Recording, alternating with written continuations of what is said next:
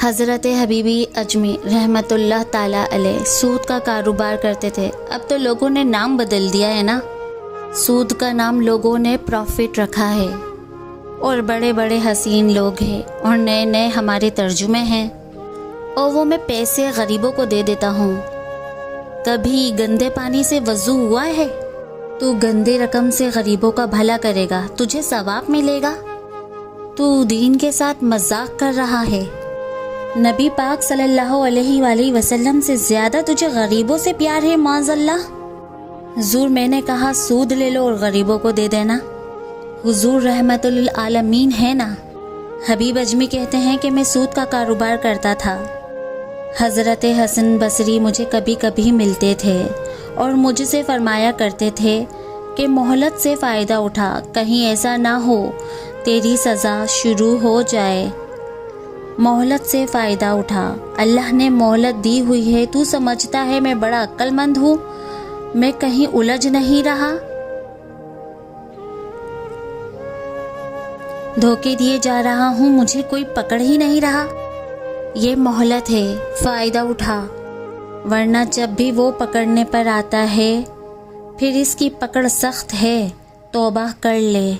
مہلت کے وقت توبہ کر۔ کہتے ہیں میرے دل پر بات اثر نہیں کرتی تھی، میرا جی کرتا ارادہ کرتا پر چپ کر جاتا۔ میرے پاس بڑی رقم تھی، لوگوں کو دے رکھی تھی، میں وہ پیسے لاتا، اسی سے میرا کام چلتا۔ فرماتے ہیں میں نے کہا مولوی پیر صوفی بتاتے ہی رہتے ہیں، میرے پر اثر نہیں ہوتا تھا۔ فرماتے ہیں ایک دن نہ ایک بندے کی گوشت کی دکان تھی، مجھے اس سے سود لینا تھا۔ میں اس کی دکان پہ گیا اور کہا کہ پیسے رکھ۔ اس نے کہا یار مہلت دے۔ میں نے کہا ادھر پیسے رکھ۔ اس نے کہا یار نہیں ہے، تیری مہربانی۔ کہا چل پھر اتنے کلو گوشت اتار، لیکن پیسے پھر بھی باقی ہیں سود والے۔ کہتے ہیں کہ وہ میں گوشت اتار کر لایا۔ میری بیوی بھی روز مجھے سمجھاتی تھی کہ باز آ جا۔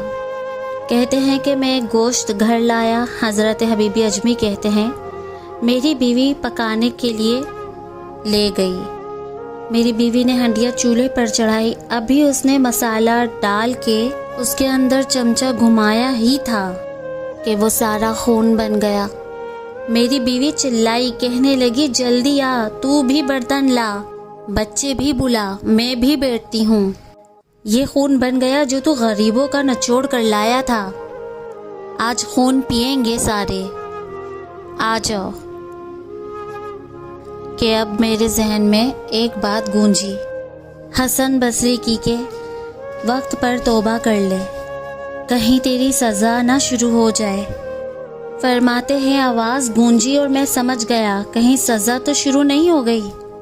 میں تڑپا، بچے گود میں بٹھا کر کھل کے رویا۔ میں نے اپنی بیوی سے کہا کہ آج کے بعد نہیں کرتا۔ کہنے لگی پھر جا، پھر توبہ پہ قائم وہی رہتا ہے جو کسی ولی کے لڑ لگ جاتا ہے۔ کہتی ہے جا کسی کے ہاتھ میں ہاتھ دے تاکہ تو توبہ پر قائم رہے۔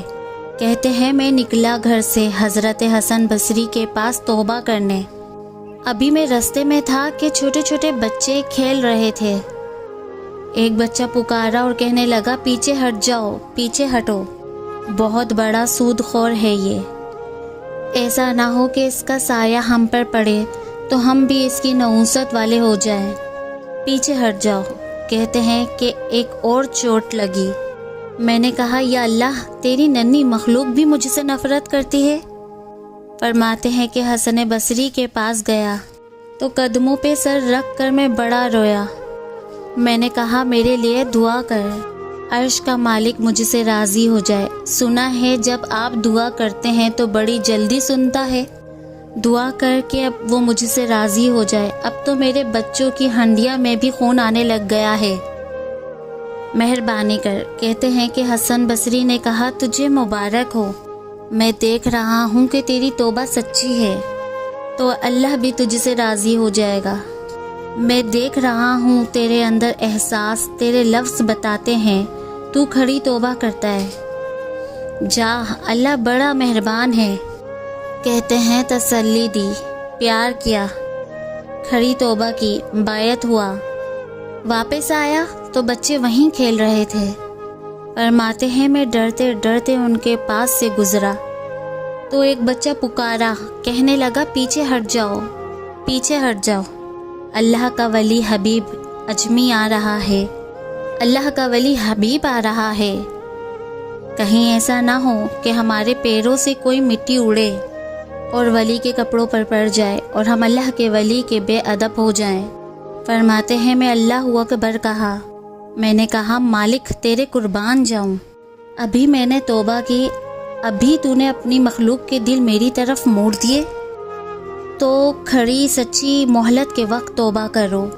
میرے نبی پاک نے فرمایا کہ سکھوں میں دعائیں مانگا کرو، رب دکھوں میں جلدی قبول کرے گا۔ سکھوں میں مانگ لو تو دکھوں میں جلدی قبول ہوگی۔